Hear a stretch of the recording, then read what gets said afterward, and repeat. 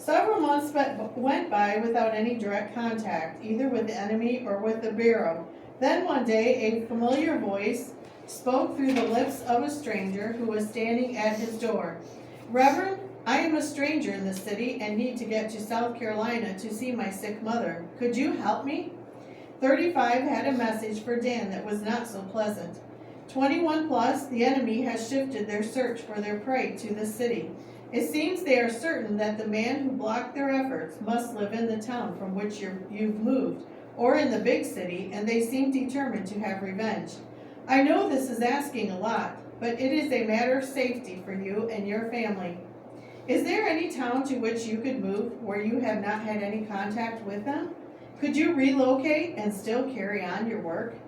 Dan had to think a long time over that one, but finally said yes. There is a place where I can go, and it looks as though the Lord has already given me a reason for doing so.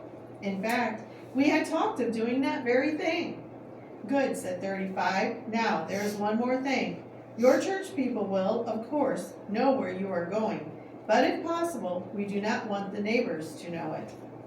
Dan pondered this for some time, then replied, I guess I could get a truck after dark and come in here after the neighbors are in bed. Then I can slip away in the night with everything I have, and the neighbors should not be any wiser. Do you think that will work? That sounds about as near perfect a plan as I could imagine, was 35's answer, and I will see that you have a cover. I want to personally follow you out of town so that I will know that no one is following you and tracing your move. 35 continued with a quiver in his voice.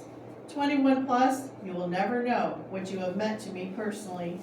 Besides your work as an agent, you have helped me to find the Lord. May God bless you and protect you and keep you working for Him for many, many years. We may not meet again in this world, but I promise you that I will meet you up yonder. It was only a few nights later, after most everyone had retired, a large moving van backed quietly up to the door of the apartment of the Reverend Daniel Phillips. No one but Dan seemed to notice a police patrol car which slowly but frequently circled the block. When the last piece was finally loaded, Dan thanked the men that had helped. He mounted the truck cab and drove out of the drive. Lori and the boys had already been taken to the new location. The police car dropped in behind the moving van and followed to the edge of the city. When the patrol car turned down a side street, it left another plain, unmarked car following and closely observing the van that was being driven by the minister. Slowly, the big truck picked up speed. The car stayed near, and the driver seemed to be alert to any other vehicles that might be around. When they had gone several miles, and it was certain that no one else was following, the car pulled off to the side of the road, and the familiar figure, whom Dan knew only as 35, stepped from the car and watched the van as its lights grew smaller and smaller.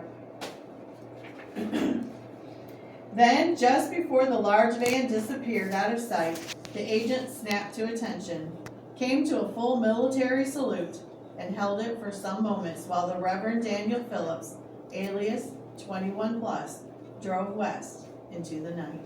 Well,